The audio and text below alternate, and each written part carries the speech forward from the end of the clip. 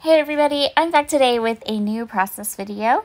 Today's process video is part of the Pull Your Way into Our Heart Hop. So I have some cute Fitzy pictures there.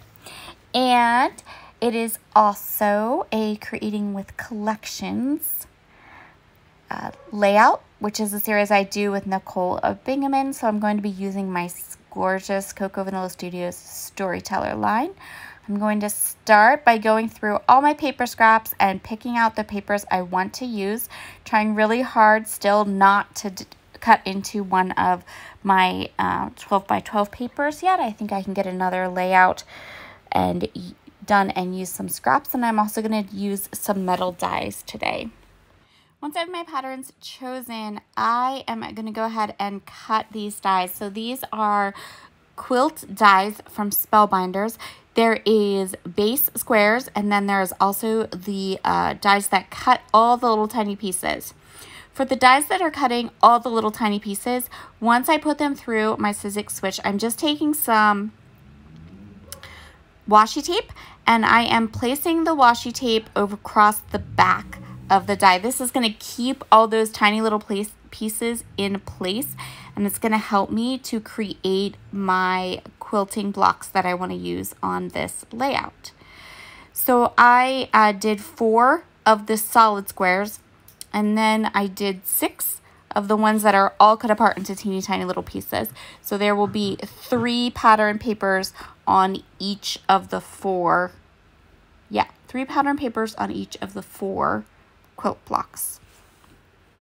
So putting these quilt blocks together was a little bit of trial and error. For this one, which was the more detailed one, I wish I had done with this one what I did with the second one, but that's all right. I grabbed my crystal katana, I grabbed my tweezers, thinking that, you know, they might help me with this process, but in the end, I just used my paws. So I am just alternating all the patterns and then placing them onto the back part of the quilt block, the square part. It turns out really nice. These turn out really cute, and I'm super happy with how this layout turns out. And I think these dies are going to be one that you're going to see me use quite often, which means that next time I can use them, I'll go ahead and put them together the way I put together the second one. So for the second quilt, there's what the quilt block looks like. What I did was, I was smart this time, and I pulled the negative space off of the washi tape, and I'm going to use some maker's tape to tack it down, and then I can just put down the glue, and then I can take the piece and fit it in. And I think that this worked a little bit better than the other way. But in both instances, I think the key was washi taping the back of the cut dies and keeping them kind of together. And then we have the big final reveal.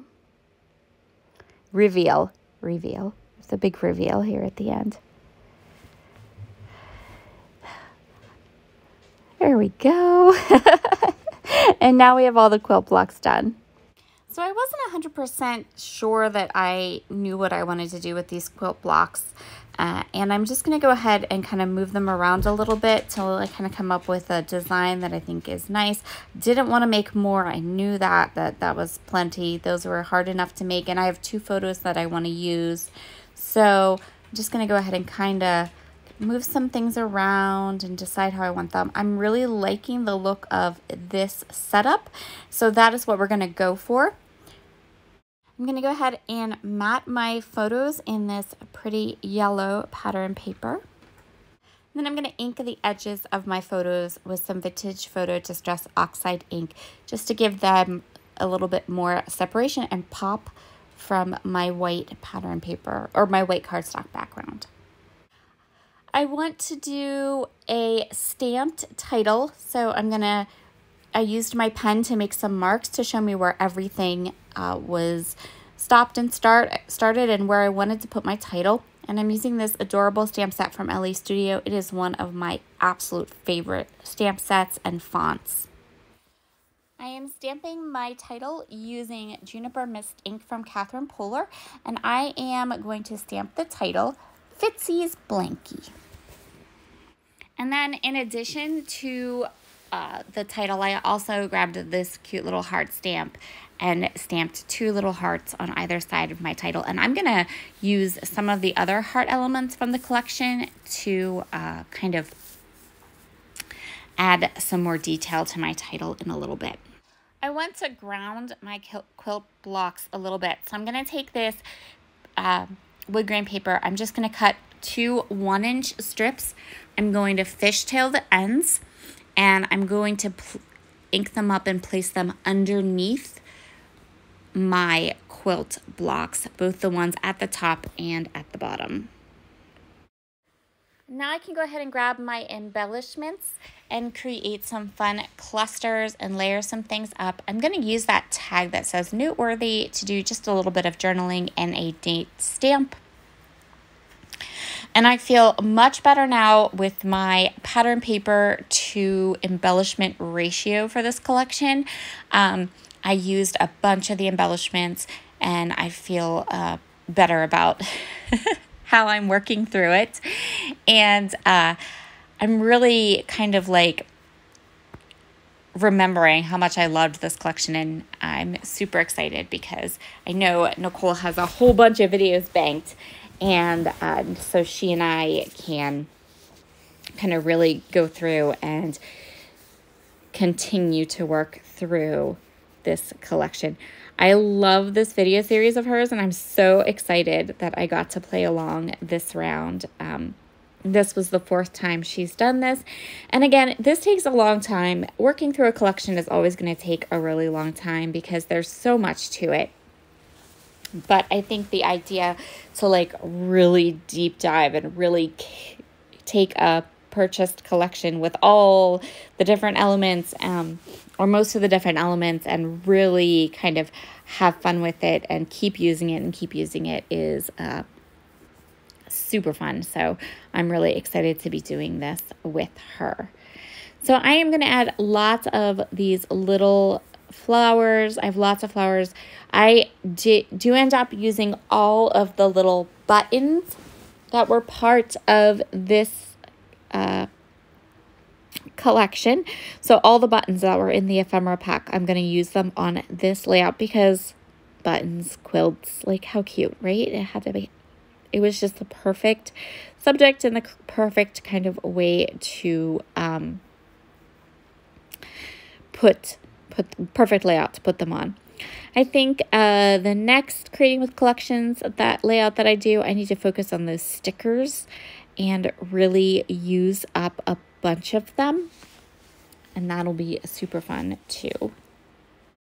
One of the things that I did when I purchased my supplies from this collection was to buy 2 packages of those puffy hearts, and I think that was a fabulous decision because I've almost finished an entire pack of them already.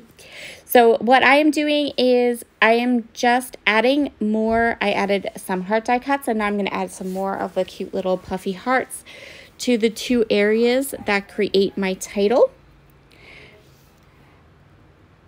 And just going to add these last little die cut pieces.